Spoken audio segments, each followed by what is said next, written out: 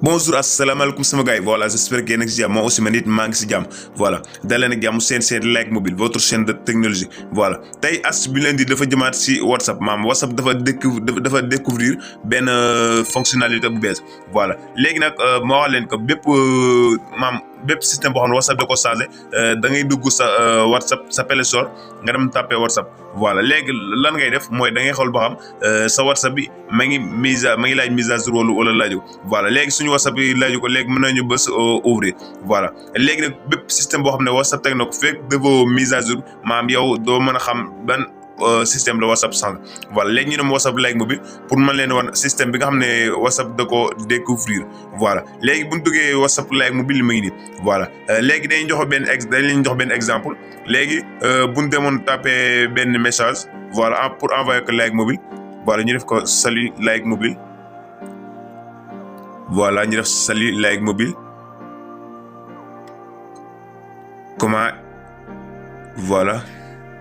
comment est la journée voilà j'espère que vous allez bien voilà léegi dañuy tapé dañuy envoyer message bi Like Mobile voilà léegi ñu def ko salut Like Mobile comment est la journée j'espère que vous allez bien voilà j'espère que vous allez bien voilà léegi après mën nañu ko envoyer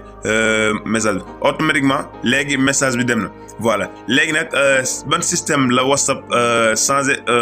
tey moom lañ leen bëgg a wan voilà léegi yow bu doon nag envoyer message ba pare nga bëgg koo def ay benn emoji benn symbole boo xam ne mooy ànd ak message bi voilà exemple nga bëgg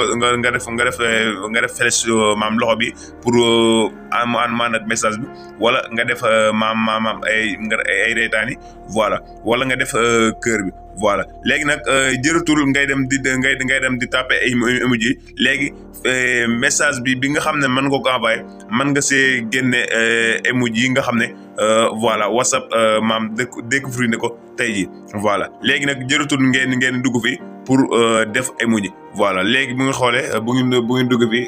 day xaw a di jël temps léegi comme envoyé nañ message ba pare léegi nan lañ mën a def pour envoyer le emoji directement léegi dañuy cliquer message bi voilà léegi bu ñu cliquer message automatiquement léegi gis nañ yi nga xam ne moom lañ bëgg mu accompagner suñu message voilà léegi bu dee da nga ko bëgg a def ma ànd ak voilà loo bi léegi mën nga koo tapé voilà mais yooyu yëpp nag benn nga si mën a jël mënoo jëlandoo yëpp voilà bu dee da nga ko bëgg a changer nga cliquer waat ko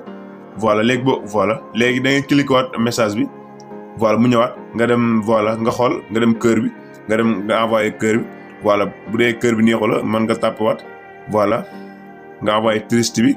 voilà mais yëpp nag benn nga si mën a envoyé léegi nag yaakaar naa bii moo gën a simple ngay dem envoyé message ba pare di dugg di wër yi nga xam ne moom da nga ko bëgg da nga bëgg mu ànd ak message bi voilà te lii day accompagner message bi comme si que moom message bi moom nga ànd bindoo voilà yaakaar naa système bi dina doon système boo xam ne système bu neex la te bu yomb la voilà pour yéen ñi nga xam ne nag seen WhatsApp defoo góo leen ko mise à jour ngeen mise à jour voilà léegi bu ñu defoon merci beaucoup voilà léegi jërëjëf ñuy dugg fii di ànd di wër flèche bi di wër loxo bi voilà léegi bu bësee message automatiquement léegi di leen bës symbole bi nga xam ne moom lañ bëgg mu accompagner suñu message voilà sama gars yi léegi loolu moo doon vidéo bi ñu leen wax bu leen fàtte di bës si bouton abonné bi daal di aimer vidéo bi partager ko activer cloche de notification bi pour di bañ a rat yenn suñu vidéo voilà sama gars yi jaa ngeen jëf